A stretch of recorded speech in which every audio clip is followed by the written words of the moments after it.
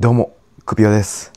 この軽キャンピングカーなんですけど、ラクールというポータブルクーラーを設置して車中泊していましたが、設置の手間を考えて、もうワンランク上の 12V クーラーの導入を考えています。この辺ですね、上か横につけるのを考えています。ただ、12V クーラーの難点として、車体下に取り付けるんですけど、雪国は塩害対策が必要になります。融雪剤の使用で錆びるんですね。そして金属の加工など必要なんで、室外機の取り付けは素人にはかなり難しいです。いろいろ取り付け方法など、塩害対策など調べてみましたが、拉致が開かないので、一度プロに相談してみます。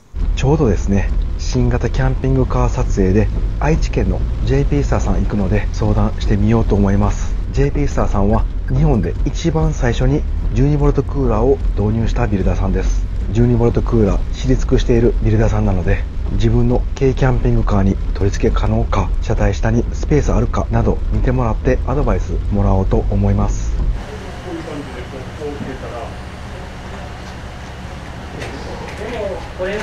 これはコンデンサーです。コンデンサー。こっちで。こっちからだ。ここ？ここ。コンデンサーは後ろで、コンプレッサーとコントローラーはここになる。じゃあ別々に作るんですか？そうですね。遠いから。豊山。こう入れると、どれになるか。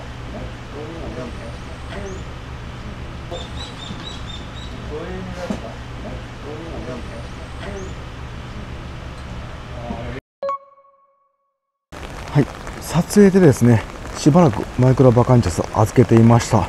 そしたらなんともう 12V クーラー取り付けていただいたようです。見てみます。お、ついてる。すごい。うわー、すごいな。結構やっぱ薄いんでそんなに邪魔じゃないですね。配管も後ろ通してくれて、この下ですね、ソファーの後ろに通して車体外へ取り付けてくれています。で、家具の固定はこんな感じで木を追加して固定してくれてます。ちょっとまだ片付けとかいろいろ残ってますんで、また後で動画撮ります。撮影機材などたくさん車に乗っていますので、一旦富山県のガレージ戻ってから 12V クーラーお試し車中泊に行きます。もう楽しみすぎて子供のようにワクワクしています。はい、富山県に戻ってまいりました。もうめちゃくちゃ暑いです。今週もうずっと暑くて、なんと今日は38度、明日は36度です。早速取り付けた 12V クーラーの出番です。この軽バンはがっつり断熱材入れました。まず天井ですね。そしてサイドも埋めれるとこは埋めました。床も空いてるところは詰めていきました。断熱した軽バンコンで 12V クーラーどのぐらい使用可能なのか、この酷暑日でも冷えるのか確かめるにはもってこいの気温です。断熱されたハイエースなど大きいバンコンで 12V クーラー使ってる方多いんですけど、この断熱された軽バンでの 12V クーラー検証ってあまりデータないと思いますので、自分自身楽しみです。結構空間が狭いんで冷えるんじゃないかなと思います。ただバンコンなんでもう鉄の塊です。自分自身も想像つきません。まあ言うたらもう軽バンの限界に挑戦という感じですね。冷えてくれたらいいんですけどね。楽しみです。サブバッテリーはリアルサブバッテリーシステムにしています。でこちら側がまず 400Ah のリチウムバッテリーで、こちらもう一つが 200Ah のリチウムバッテリーで合計 600Ah 搭載しています。ソーラーパネルは 445W の大容量ソーラーパネル装着しています。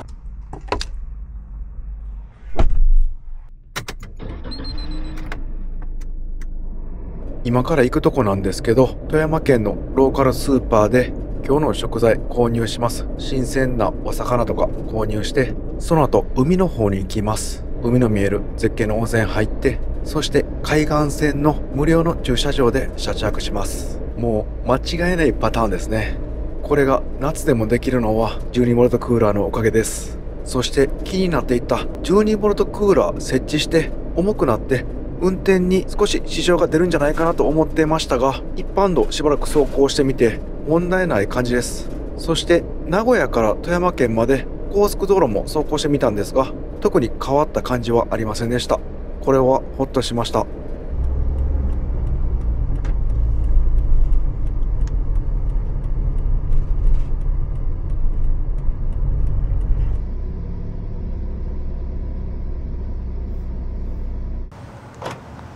はい、フレッシュ佐竹到着しました。ここ視聴者様に昔に教えてもらったんですけど、かなり面白い食材がたくさんあります。少し高いんですけどおすすめの富山県のローカルスーパーです。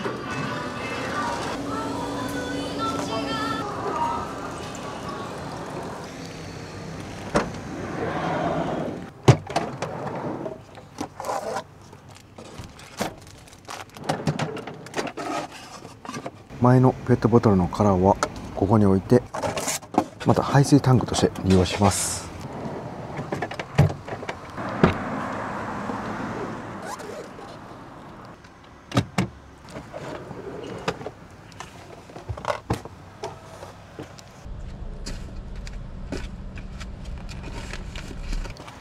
はい、すべて入りました。やっぱりこの裏から冷蔵庫入れられるのすごい便利です。はい、冷蔵庫つきましたね。5度に設定しておきます。やっぱり12ボルトクーラーにしてすごいすっきりしました。前のポータブルクーラーはちょうどこの辺に設置していたんで、やっぱり後ろからですね、もう全く見えなくなっていました。でこの冷蔵庫も後ろから出し入れができなくなっていました。まだ明るいうちにこの12ボルトクーラーの室外機車体下見ておきます。ここ一番後ろのところなんですけど、ここに室外機のファンですね、ここについています。そしてその前側なんですけど、ちょっと見えにくいんですけど、このマフラーの中ってですね、そこにコンプレッサーがついています。ファンと別についていますね。上から見るとですね、この辺の下ですね、ここにファンがついています。もともとはスペアタイヤありました。そこを外してもらいました。でその隙間にファンをつけました。でこの前ですね、この辺にコンプレッサーがついています。本来だったらファンとコンプレッサー一体型だと思うんですけど、スペースが少ないんで、もう解体してもらって、分解点ですかね、してもらって、ファンとコンプレッサー別々の位置につけてもらいました。この室外機の取り付けがやっぱりハードル高いんですよね、素人には。この中は木とかはなんとかなるんですけど、室外機は車体下なんで鉄なんですよね。本来は自分でやりたかったんですが諦めました。また次回ですね、 DIY する車の機会がありましたら取り付けチャレンジしてみたいと思います。少し前の DIY でポータブルクーラーラクールの室外機を外に出して、このサイクルキャリアに乗せて設置していたんですけど、外れてしまったんですよね。なんでずれました。そこから自分の DIY で車の外に何か設置するのがすごい怖くなってしまいました。やっぱり公道を走行すると他の車に迷惑かかりますんで、クーラーの室外機などはしっかり勉強してまた取り付ける機会を伺います。そしてこの室内機なんですけど、ここに室外機とつながっているパイプがあるんですけど、この後ろですね、ここに通していただいています。ここなんですけど、こう通ってこのソファー下キーくり抜いてもらって、でここに穴開けてもらって車体下につながっています。なのでここのスペースですね、そんなに犠牲にならずに12ボルトクーラー設置していただきました。ありがとうございます。その代わりですね、ここにソファーマットはめるんですけど、このパイプとこのソファーの端が干渉してしまってはまりません。なので少しずらして前にしています。ここのマットがはまらなくなってしまいますね。延長マットあるんですけど、また後日ここ自分でキーカットしてこの生地縫い合わせます。そうすればここにはまると思います。このぐらいの加工でしたらそんなに難易度高くないんで自分でできると思います。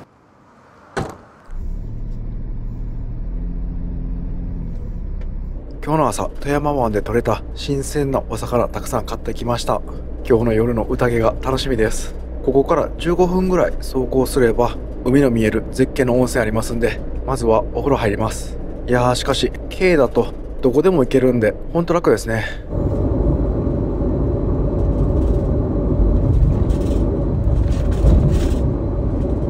日が暮れる前に到着しました。後ろに電車が通ってます。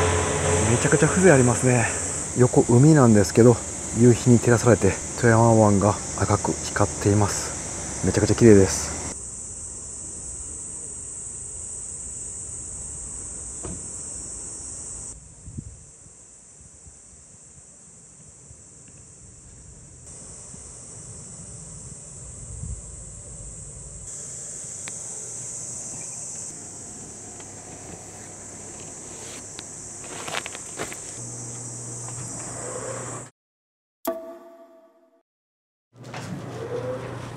想像通り露天風呂がすごい絶景でした。富山湾が一望できて、その向こうに立山連峰が見えました。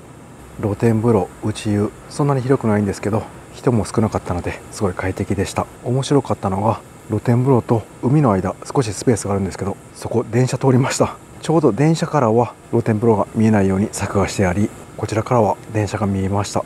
なかなか面白い作りですね。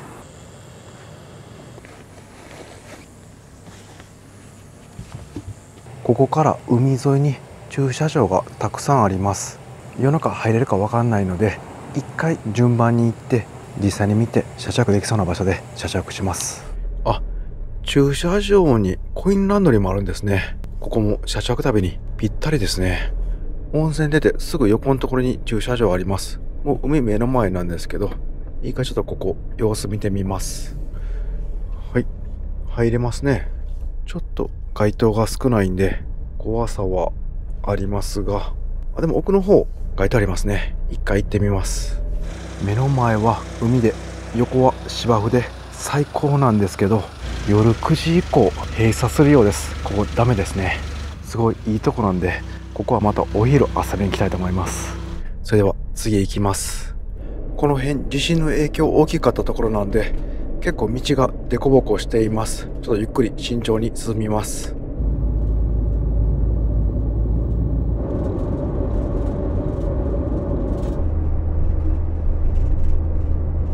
あ、ここ良さそうですね。トイレもあるし、結構街灯もあるんで明るいです。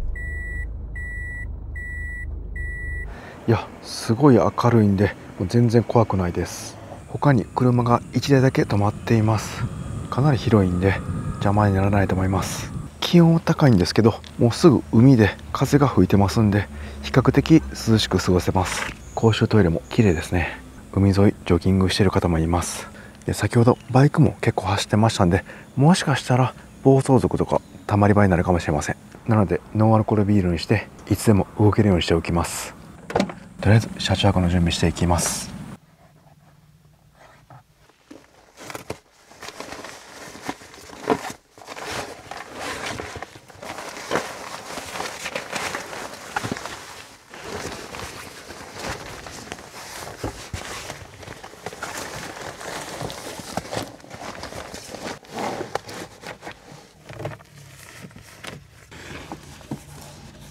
最近よく使っているこのフロントシェードなんですけど、隙間もなく埋められるんで断熱性も高くて重宝しています。中にこう丸っこい針金がついていて、でくるってしたらコンパクトに折りたためます。ちょっと慣れが必要なんですけど、こんな感じでもう隙間なく密着できるのがかなりポイント高いですね。めっちゃ暑い日とかめっちゃ寒い日は重宝します。光もこんな感じで全く漏れていません。外側が銀の素材なんで太陽光も反射してくれます。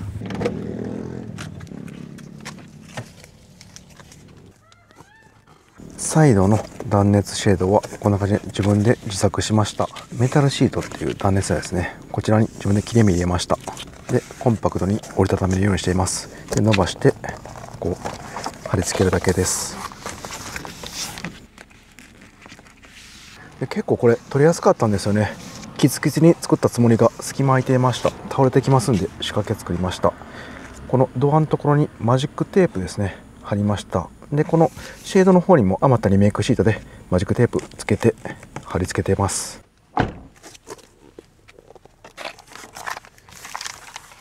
でこっち側はちょっと距離ができてしまったんで、こんな薄い鉄板みたいなやつを折り曲げてここにマジックテープで固定します。そうすると落ちていきません。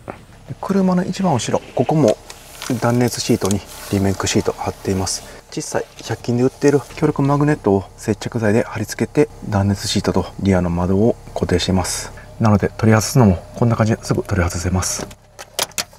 ちょっとまだ仮なんですけど、一旦こちらで様子見ます。でここの窓ですね、サイドの窓は断熱シート作っていません。なんでカーテンだけにしておきます。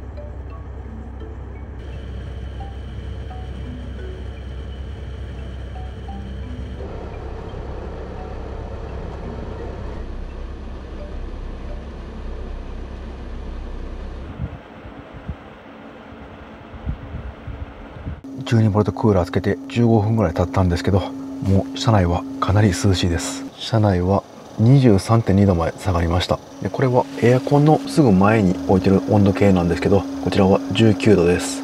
かなりエアコンは効きます。でこちら操作なんですけど、この M を押すと各モードを設定できます。でこれ今光ってるところですね、これが風量プラスマイナスで変えることができます。で最大にするとかなりうるさかったんで、今一番少なくしています。それでもまあまあ涼しいです。であとこちらなんですけど、これ雪マークですね。であとマックスとエコとこのモードを変えれるようです。こちら変えるとちょっと消費電力が変わっていました。でとりあえず今この真ん中の雪マークで使用しています。でこれ温度設定がいまいちよく分かんなくて、一旦最低の5度に設定しています。普通ね、日本のエアコンだったら26度23度とかそんなんだと思うんですけど、こちら中国用のエアコンなんでちょっと設定温度が違うようです。一旦とりあえず5度で設定しています。で今現在の消費電力は 40W なんですけど、これ照明とかも込みです。設定温度になってコンプレッサーが止まっている時は消費電力ほとんどかかりません。そしてコンプレッサー回り出すと現在 420W ぐらいです。これ照明抜くと 400W ぐらいですかね、消費されています。そしてリアの左側奥にありますんで、心配していたこっちが涼しくなるかどうかなんですけど、本体に風向きを変えるルーバーがありますんで、これ4つあります。なのでこっち側と半分こっち側みたいな感じで自分で調整できました。4つともこっち側に向けていると結構風が来て涼しいです。なのでこの位置でも全然問題なかったです。ただやっぱりクーラーの前、ここはもうすごい寒くなってますね。クーラーから一番遠い運転席側なんですけど、やっぱり冷たい風は来ていませんが、温度は下がってますんで問題なく涼しくこっち側も過ごせます。明日暑くなってきた時にこの辺は涼しくて、こっち側運転席側は暑いという現象が起きるかもしれません。また明日試してみます。とりあえずクーラー効くことが分かってよかったです。あとはくつろいで一晩過ごしてみて、どのぐらいバッテリー減るか、明日の朝日が昇ってからしっかり冷えるか確かめます。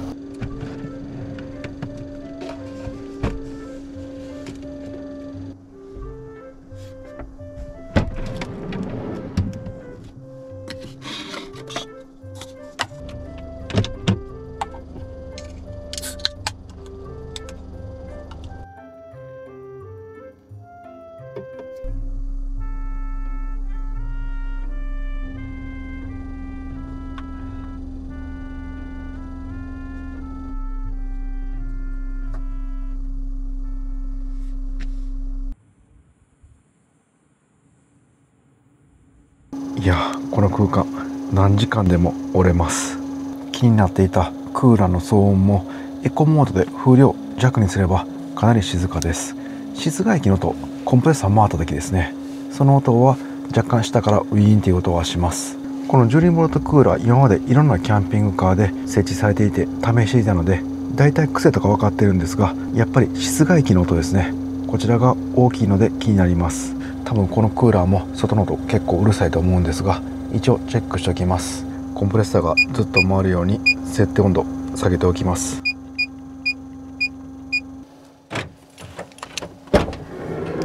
お、電気消えて真っ暗になってる。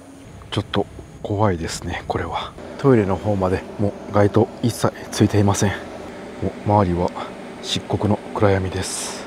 やっぱり暴走族とかたむろしないように電気消してるんですかね。室外機の下ら辺はもう血露でびっしょり濡れています。なんか思ったよりうるさいなという感じはしないんですけど、やっぱり音は結構聞こえました。静かな道の駅とかだったらちょっと心配ですね。もし駐車場が混んでいて隣にも車がいて、その車が窓を開けて休まれていたら結構気を使うかなと思います。やっぱりこんな感じで1個は駐車場開けたいですね。ちょっと自分ビビりで怖すぎますんで、もう中入ります。車中泊がすごい好きなんですけど、ビビりという困った性格です。今日は近くの海で採れた新鮮なお魚たくさん買ってきました。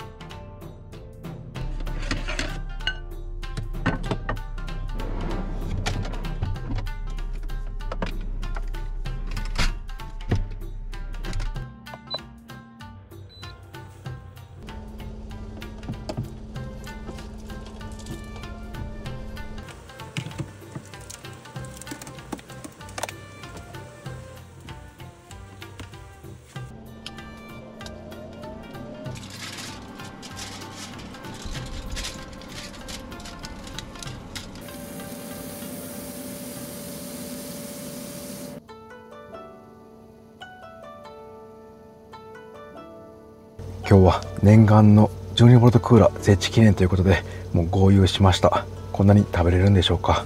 醤油も持ってきましたんで、まずはお刺身からいただきます。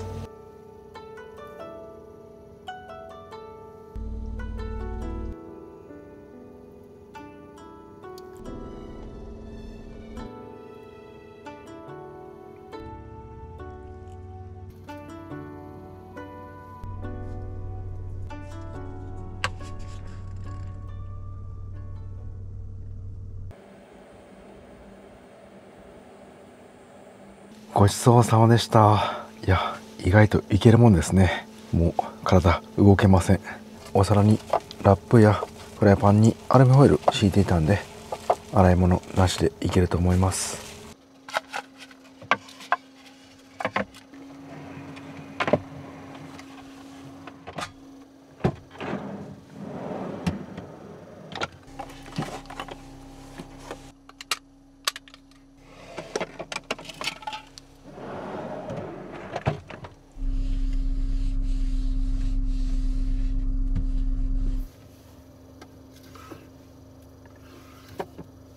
12V クーラーつけてもう4時間半ぐらい経ちました。現在のバッテリー残量は 77% です。今日の夜の最低気温は27度と熱帯夜です。朝起きたらどのぐらいバッテリー減ってるか確かめます。もしこのバッテリーがもう 0% 付近でももう一つのサブバッテリーが 200Ah ありますので、しばらくは車内で過ごせると思います。600Ah という超大容量のサブバッテリー、軽自動車ではなかなか使うことないんですけど、やっぱり夏場クーラー使うとすぐになくなりますね。ほんと夏のバッテリーは何本あっても困りません。この辺の街灯全部消えちゃってちょっと怖いので早く寝ます。トイレ行きたくなる前に寝ときます。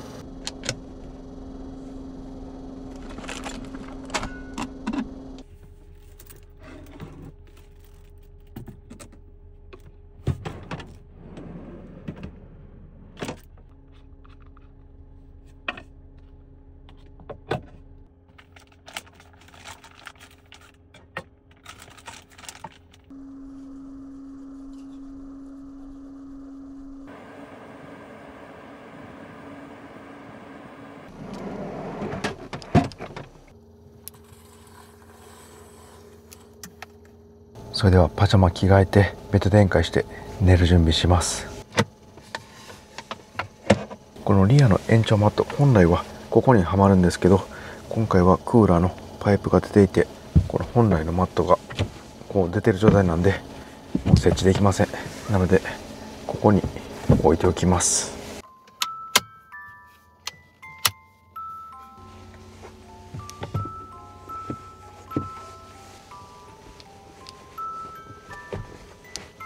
このリアの延長マットがないので足元は狭いんですが、こっち側は普通に広いので問題ないかなと思います。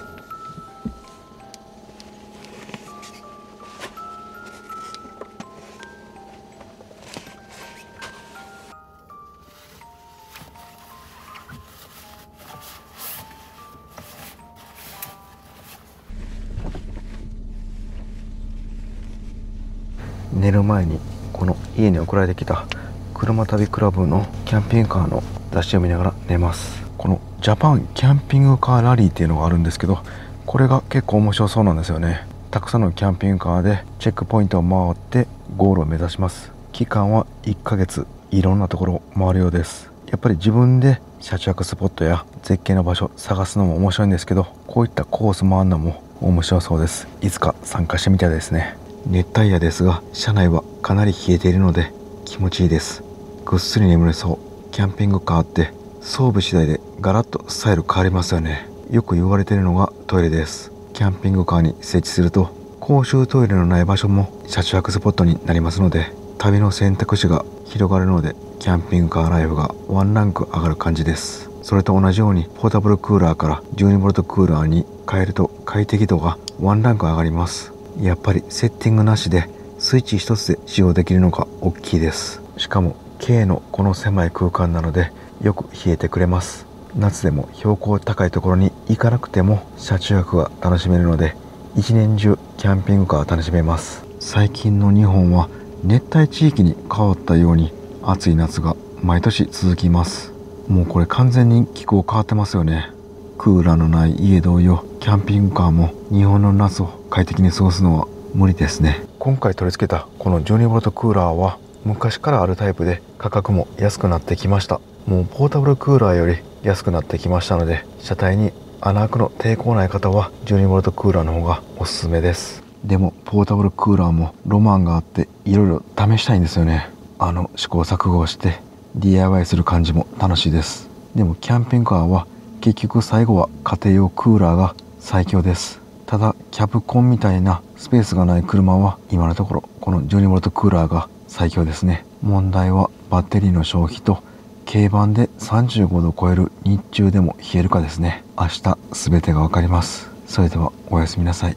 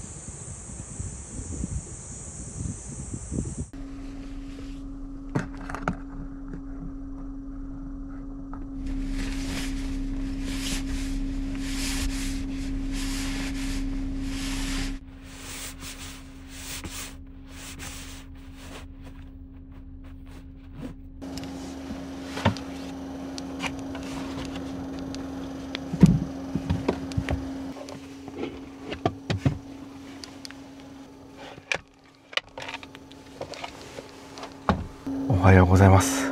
クーラーしっかりついています。で車内もよく冷えています。サブバッテリーの残量は 52% です。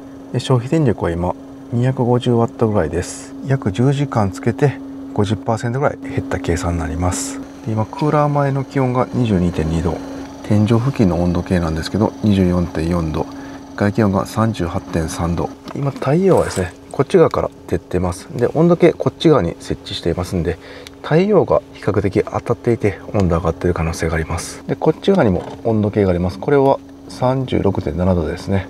こちら側の温度計は反対側のルーフラックの下に設置していますので、現在影になっています。これが本当の外気温という感じですね。ここはね太陽直で当たってるんですけど、やっぱり暖かくなっています。でも断熱シェードのおかげで車内の温度上昇はかなり抑えられています。このフロントシェードもかなりいい仕事をしてくれています。この軽キャンピングカーはルーフラックに大容量のソーラーパネル 445W 設置しています。で今現在はですねこのクーラーを使っているサブバッテリーにはソーラーからの充電は入れていません。切った状態で 52% 残った感じになります。でもう1個のサブバッテリーの方に今ソーラーを入力しています。でソーラーの入力は 285W ぐらい入力されています。なので今このソーラーの入力をクーラーの方に入っているバッテリーに流すと多分相殺されてオフグリッドで DC12V クーラー使えることになります。一回やってみます。このソファー下にある切り替えスイッチ、これを切り替えます。これでソーラーパネルがこちら側のメインの方のバッテリーに入力されています。今バッテリー切り替えのために一瞬クーラー切ったんですけど、もう一瞬で熱くなってきました。今現在約 50W 入力されています。この DC12V クーラーと照明つけた状態でソーラーパネルの発電量の方が勝ちました。これはすごいですね。ただ今から外気温さらに上がってきますんで、そうなってくるとクーラーの消費電力が上がってきますんで、バッテリーはじわじわと減ってくると思います。いやーすごいな。オフグリッドで DC12V クーラーも使える軽キャンピングカーなかなかないですよね。全面断熱とこのコンパクトな最新のクーラー、そして最新技術の大容量のソーラーパネル、これを組み合わすとここまで電力を抑えることができるんですね。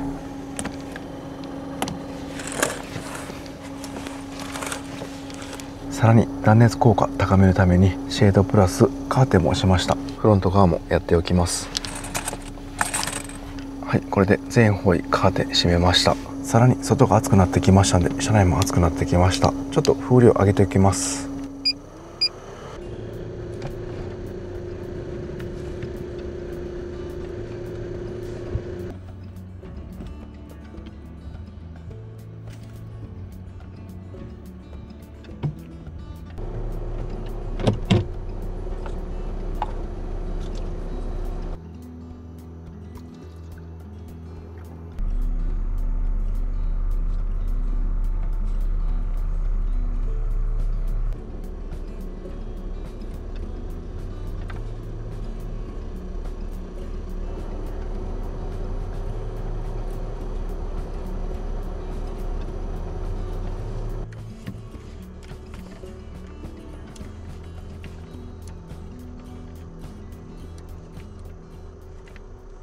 それではトイレ行きたいので一旦外行きます。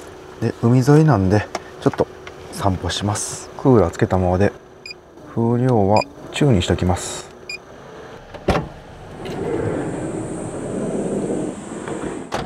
うわ、とんでもない暑さです。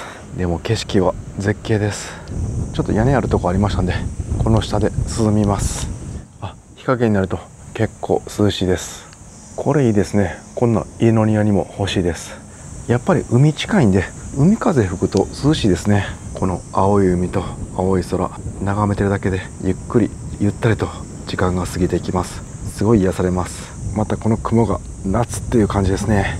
大きい入道雲がどんどんできてます。これはまた夕方雨降りそうですね。これからどんどん太陽が上がってきてお昼ぐらいが暑さのピークになると思います。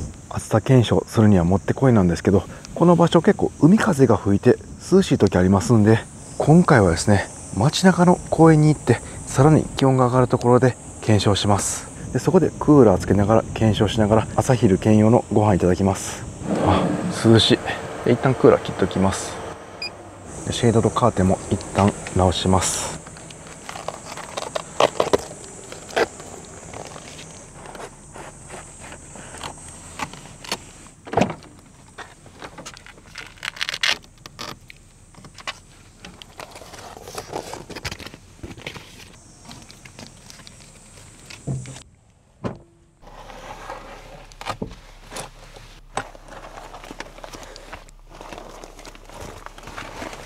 うわ、すごい暑いです。この断熱シェード頑張ってくれてたんですね。このウィンディーというお天気アプリで日本中のこの暑い地域が分かります。で今現在富山県ですね。富山市内は34度で砺波市は34度。やっぱり平地の方が暑くなってますね。で大阪見るとなんと現在36度。関東はどうでしょうか。うわ、すごい。埼玉37度。すごいのがあと北海道の帯広市37度です。こんなことあるんですね。じゃあ富山県の平野部、そうですね、砺波市あたり行きます。この辺が一番暑そうです。それではさらなる暑いところを求めて安全運転で再出発します。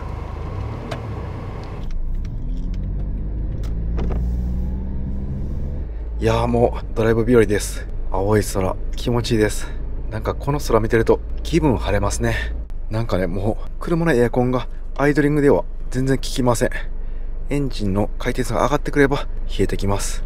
で今エンジンの走行充電もオンにしてますんで、ソーラーパネル 445W と走行充電の約 400W ですね。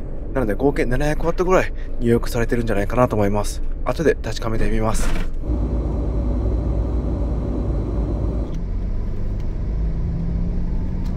はい、駐車場到着しました。河川敷の方を降りれるんですけど、このアスファルトの駐車場の方が多分気温上がると思います。なのでここで最後検証してみます。もう太陽も今真上ぐらいまで上がってきました。フロントのシェードはもうしました。今エンジンつけてますんで、この状態でソーラーとエンジンのオルタネーターからの発電両方合わせて何ワット充電されてるか見てみます。現在冷蔵庫も照明も切っている状態で、このオルタネーターがですね充電したりしなかったりしてます。で今してない状態で 370W 充電されていて、オルタネーターが動くと 760W ぐらい充電されています。というのもですね、この車のオルタネーターがノーマルなんでやっぱり電気足らないんですよね。メインのバッテリーの電気が減ってくると走行充電がカットされる仕組みです。なのでこんな感じで 350W から 750W を行き来しています。常時走行充電で充電するにはもう高出力オルタネーターへの交換は必須ですね。はい、それでは車のエンジン切ったんで、この DC ジェルモートクーラーに切り替えます。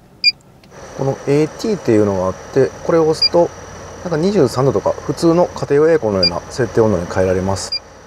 多分これがこの部屋の温度何度に達したらコンプレッサーが止まり自動で調整してくれるモードだと思います。かなり暑いと思いますので一番マックスの強いモードにしておきます。風量は最初強めにして、で車内が冷えたら風量を弱くします。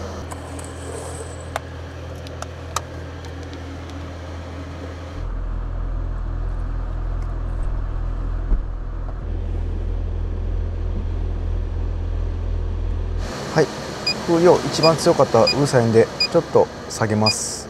15分ぐらいエアコン回して、今テーブルの上ですね、温度計が 22.6 度です。天井付近は26度です。やっぱりこの辺前ですね、ほんのり熱が来てるのが分かります。ガラスからやっぱり熱きますね。外の気温40度超えてます。こっち側にある温度計なんですけど、ルーフラックの下にあります。なんともう40度超えて 40.1 度、そら暑いですね。でもクーラーの設定温度を一番低くして風量も最大にしてると結構涼しいです。で今風量中に下げたんで、これでどのぐらい冷えてるのを維持できるかですね。とりあえずご飯作りながらしばらく様子見ます。あとはこのレンジフードを回すと外の空気入ってきますんで、それでもちゃんと車内が冷えるかですね、こちらも検証してみます。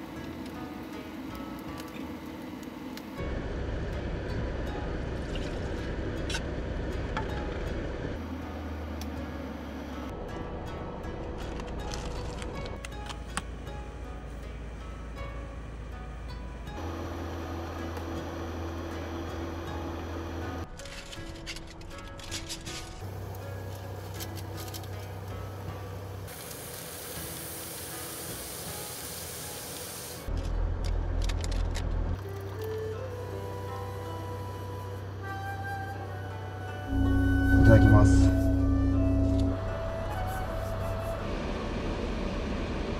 ごちそうさまでした。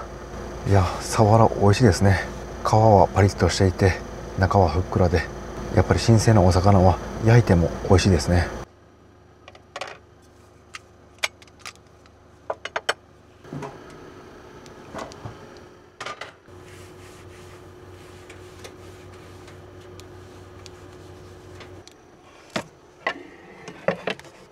この暑い日中クーラーつけながら料理してみて気づいたんですけど、このレンジフードを使うと外気が入ってくんで一気にこの辺の温度が上がります。この天井付近の温度計は30度ぐらいまで上がっていました。今は25度まで下がっています。冷房の効きが弱くなるのは困るんですけど、車内へ匂いがこもるのも困るんで、なかなか困ったものです。ここから外気取り込んで、ここに空気が触りますんで、ここだけの流れなんですけど、それだけでもやっぱり外がこんなにも暑いと車内の温度が上がるんですね。でも空気の取り込みがこっち側の窓とかだったらさらに全体の空気が入れ替わるんで、まだこのレンジフードシステムのおかげで温度上昇は最低限に抑えられていたのかもしれません。今外気温かなり暑いので、せっかくなんでもうちょっとこの車内でくつろいで、日中12ボトクーラーどのぐらい使用できるかバッテリーの減り確かめておきます。しばらく車内で昼寝して過ごします。涼しくて気持ちよく仮眠できました。3時間使用してバッテリーは 62% から 37% まで減りました。現在の消費電力は 255W です。3時間で 25% 減った計算になります。ソーラーパネルのおかげで日中でも冷房設定を強くしても実用的に冷えるし、ある程度長時間使えることが分かりました。今回の旅中の瞬間一番暑くなった温度が44度ですね。いや、クーラーの検証するにはもうぴったりな温度季節でした。検証結果をまとめると、真夏の酷暑日35度以上直射日光当たる状況でも断熱した軽バンならしっかり冷えました。消費電力は 250W から 700W ぐらい、サブバッテリー容量 400Ah で一晩で 48% 消費、1泊2日なら 200Ah 容量欲しいですね。そして日中この 445W の超大容量ソーラーパネルありで3時間使用 25% 消費という結果になりました。なので6時間で 50%200Ah 必要になります。これはこの断熱した軽バンなのでノーマルだともっと電気必要になると思います。もしくはもう冷えない可能性もあると思います。夜使用するだけなら断熱なしでも大丈夫です。外気温35度を超えると急激に消費電力が増える感じでした。30度前半くらいまでだとそこそこ消費電力を抑えられていました。注意点としてもう日中37度以上ですね。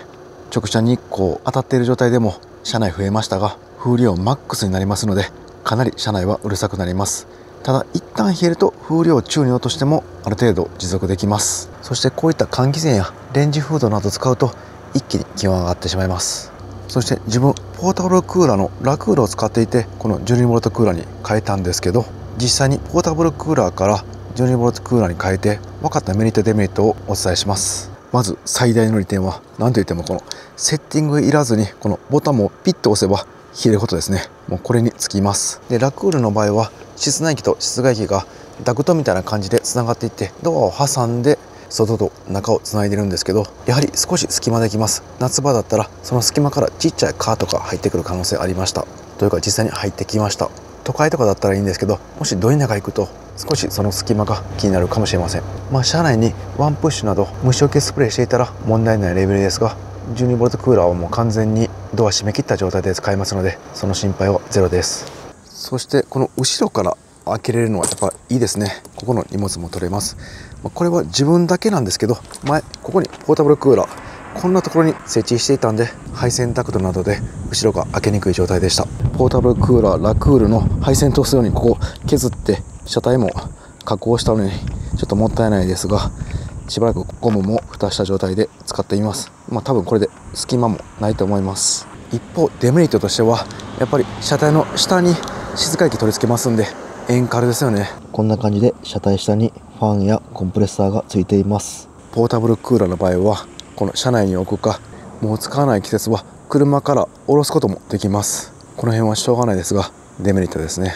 でポータブルクーラーは取り外せますんで、車から下ろせますんでどの車でも使用できます。今日は違う車で車中泊行くかという時もその車に積めばいいだけなんで、その点は気軽に行けます。12V クーラーは気軽に乗せ替えることは不可能です。そして最後気になったのはやっぱり風向きですね。こんな感じでここに設置しちゃうともうこんな感じで流れてくる感じになりますんで、真横この辺はやっぱり風が行きにくかったです。その点ポータブルクーラーはどこでも移動できますんで好きなところに置けます。なのでこう風を浴びることもできます。はい、以上が今回ポータブルクーラーから 12V クーラーに変えてみて気づいたことでした。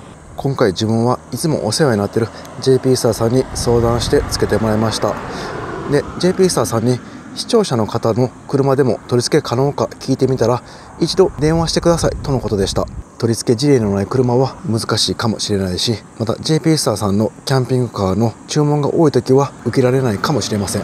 でも気になる方は一度電話してみてください。価格も他のクーラー取り付け業者より安いと思います。普通はビルダーさんで購入した車しかクーラーなど取り付けてくれませんが、一般の方の車も相談に乗ってくれます。取り付け OK だったらラッキーくらいで聞いてみてください。もしかしたら助け舟を出してくれるかもしれません。自分みたいにポータブルクーラーで遠回りするより一番安くつく可能性があります。ただポータブルバッテリーで動かないのでリチウムバッテリー搭載が必須になると思います。夏車中泊したい方は選択肢の一つとして 12V クーラーはありだと思います。そして最後にですね、これ洗車機通るか一回やってみます。室外機ですね、下回り洗浄のオプションありますんでそちらも試してみます。そしてこの 445W の新しいソーラーパネルなんですけど、すごい軽量なんですけど表面がデコボコしています。これ洗車機大丈夫でしょうか。でソーラーパネル下に配線があります。この辺も水かかって大丈夫かどうかですね。車体への取り込みはコーキングなどしてるんで大丈夫と思うんですが、一回自己責任で試してみます。オプションのルーフラック選択すると上には洗車機当たらないと思います。比較的新しい洗車機なんでいけるとは思うんですが、一度試してみます。はい、じゃあシャンプー洗車にします。で下部洗浄プラスオイル洗浄、で装備品をこれですね、キャリア、はい、じゃあこれで600円確定です。これでルーフの洗浄はないんで大丈夫だと思うんですけど、ちょっと不安ですね。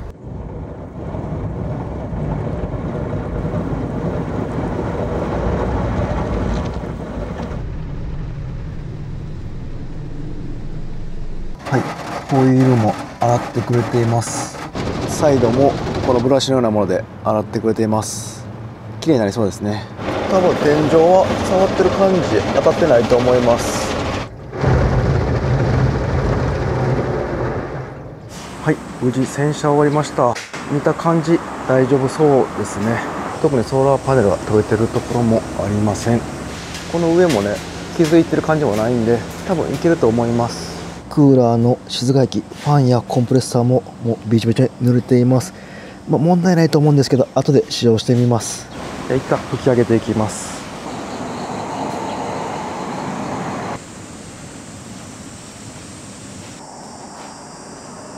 はい、簡単に吹き上げ完了しました。あとは走れたら乾くと思います。